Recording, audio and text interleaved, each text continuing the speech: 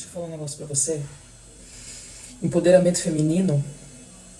Empoderamento é uma coisa. Feminismo é outra, tá? E o empoderamento feminino com uma ativação feminista é uma ação demoníaca. Não se engane que, ser mãe solteira, sou livre. Eu tenho 40 anos, querida. Tive 2 filhos. Chefe de família, chefe de lar. Acordando cedo, indo trabalhar, sacudindo no ônibus, com o marido dentro de casa tendo que bancar a casa. E não porque estávamos em tempos difíceis, porque não foi criado para trabalhar, entendeu? Porque não tinha, era imaturo, enfim.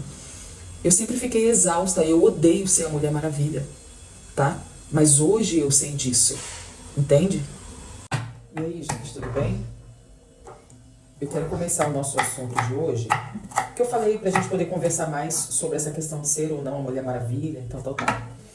O movimento feminista, ele começou de forma, com uma agenda, né, muito bacana, com questões igualitárias de salário, várias coisas, né, vários benefícios, visava ter vários benefícios para as mulheres e tudo mais. Porém, o tempo foi passando, algumas ativistas feministas foram se levantando. E se você olhar a fundo as histórias dessas mulheres, porque a fala começou a mudar. A fala começou a ir para um lado de independência ao masculino, independência dos homens, né? E hoje a gente tem vários movimentos. Se depois você quiser dar uma olhadinha nas histórias de algumas feministas, e suas questões pessoais, afetivas, familiares, você vai ver uma distorção muito grande, em relação à real intenção delas com esse movimento feminista, né? Essa independência masculina ao masculino. Só que eu quero te convidar para ir lá atrás, porque a valorização do feminino... Te convidar para poder ir lá atrás, você vai entender o que é realmente valorização do feminino. Porque o que significa feminismo? Feminismo, ele é um movimento social que luta contra a violência feminina, ele luta em favor dos direitos femininos em relação às condições das mulheres, não é isso? É isso. Lá atrás, as primeiras feministas foi no tempo de Moisés. Olha que loucura. Eu acho que você nunca se atentou para isso. Mas tem uma parte no livro de Números que conta a história das filhas de Zeofeate. É muito difícil dele, mas acho que é isso mesmo. Deixa eu procurar aqui. Deixa eu ler algo pra você. Olha que bacana o que essas mulheres fizeram lá atrás, lá no tempo de Moisés. No livro de Números, no capítulo 27, do verso 1 ao 7, a gente tem um cenário que as mulheres não tinham permissão. Peraí que eu vou abrir aqui. Que as mulheres não tinham permissão para poder possuir terra. Na verdade, em Israel, as mulheres naquele tempo, elas eram propriedade do seu pai, e depois elas passavam a ser propriedade do seu marido por um pagamento nupcial. Calma aí que eu vou procurar aqui. O que as filhas de Zelofeade fizeram, elas mudaram. Olha só o que elas fizeram. Na sua humildade e sabedoria, 5 filhas de Zelofeade influenciaram a criação de uma nova lei por Deus para permitir que as mulheres possuíssem terra. Eu vou ter que abrir. Deixa eu tirar essa coisa, deixa eu botar. Eu tô fazendo um almoço, mas vou botar a Bíblia aqui, eu quero ler algo com vocês. Deixa lá, vamos lá. O que acontece? O pessoal tava indo pra terra, saindo do Egito e indo pra terra prometida. No meio do caminho, Deus falou com Moisés, para Moisés fazer um censo de todas as famílias que tinham saído do Egito, para quando chegasse na terra prometida, direcionar a terra para essas pessoas, né? E Zelofeade era um homem que tinha 5 filhas, ele não teve filho. E, para todos os efeitos, elas não teriam direito nenhum, porque elas eram mulheres, né? E ainda não eram casadas e tudo mais. Aí o que acontece? Olha aqui o que fala o verso 27. E chegaram as filhas de Zelofeade, filho de Efer, filho de Gileade, filho de Maquir, filho de Manassés, entre as famílias de Manassés, filho de José, e estes são os nomes das suas filhas, Macla, Noa, Ogla, Milca e Tirza. E puseram-se diante de Moisés e diante de Eleazar, o sacerdote, e diante dos príncipes e toda a congregação, à porta da tenda da congregação, dizendo: O nosso pai morreu no deserto, e não estava entre a congregação dos que congregaram contra o Senhor na congregação de Corá. Mas morreu no seu próprio pecado e não teve filhos. Por que se tiraria o nome do nosso pai do meio da família, porquanto não teve filhos? Dá-nos permissão entre os irmãos de nosso pai. E Moisés levou essa questão para Deus. Porque aqui no 5 diz, Moisés levou a sua causa perante o Senhor. E sabe o que Deus fez? Com as primeiras feministas que defenderam o direito de mulheres naquela época. E falou o Senhor a Moisés dizendo, as filhas de Zelofeade falam retamente. Elas estão certas. Certamente lhes darás possessão de herança entre os irmãos de seu pai. E a herança de seu pai farás passar a elas.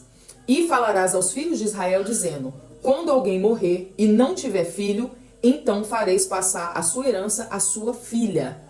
Você entende que defender os direitos femininos, defender questões femininas, você não precisa colocar o homem como inimigo do feminino? Porque não é. O homem não é inimigo da mulher. Entende? Ele é mais forte, sim. E a gente precisa reconhecer isso. Porque ele foi criado para ser mais forte. Ele foi criado para isso. Se você olhar aqui atrás, olha o que Deus fala. Em Gênesis 2:18. E disse o Senhor Deus, não é bom que o homem esteja só. Far-lhe-ei uma ajudadora. Ele não falou far-lhe-ei um tapete.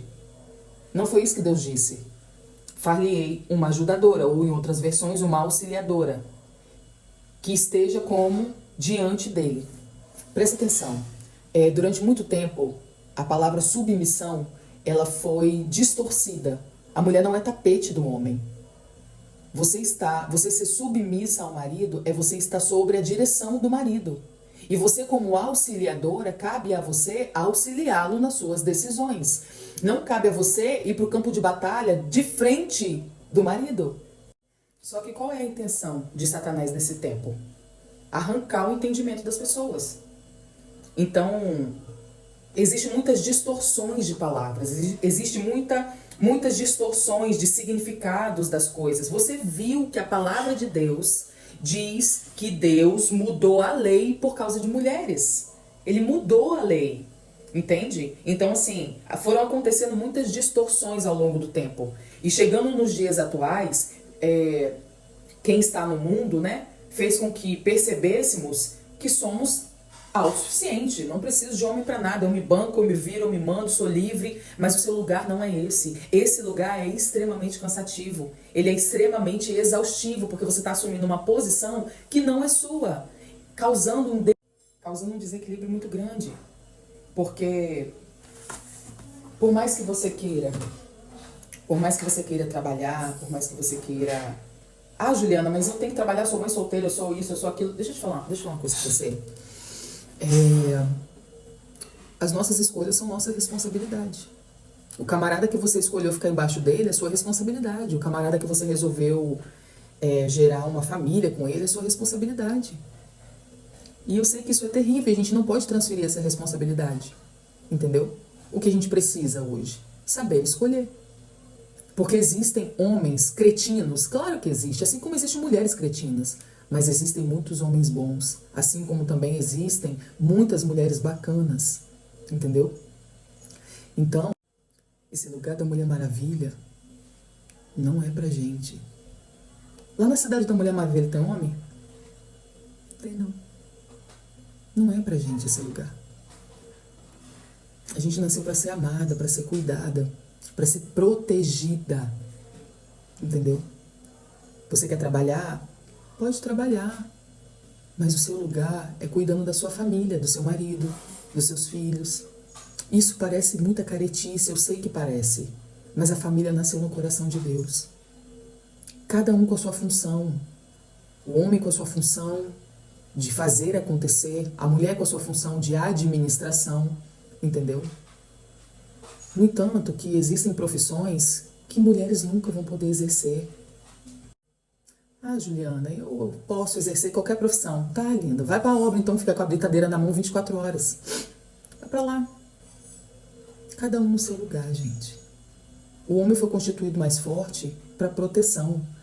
Se você botar a aliança, eu nunca reparei isso, depois que eu comecei a observar questões familiares, eu comecei a observar. A aliança masculina, a feminina, ela encaixa direitinho em cima da aliança. É muito legal isso. A forma como ela entra dentro da aliança, assim, que ela fica protegida, né? Não queira esse lugar. Não queira esse lugar. Para uma mulher cristã, o casamento é um lugar mais seguro. Para uma mulher, deveria ser também. Não deveria ser a sua conta bancária. Eu me mando, eu me banco. Eu me mando, eu me banco, eu faço, eu aconteço. Comece a observar. Comece a observar que você não é um produto.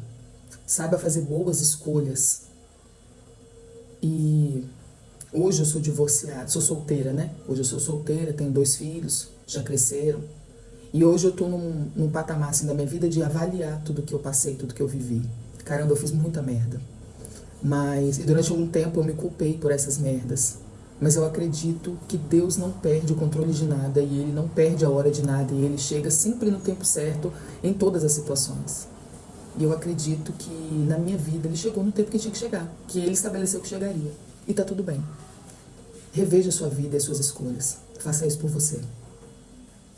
Agora eu vou voltar, né, com a minha comida, porque eu quero fazer o almoço, eu tô cheio de fome. Beijo, bom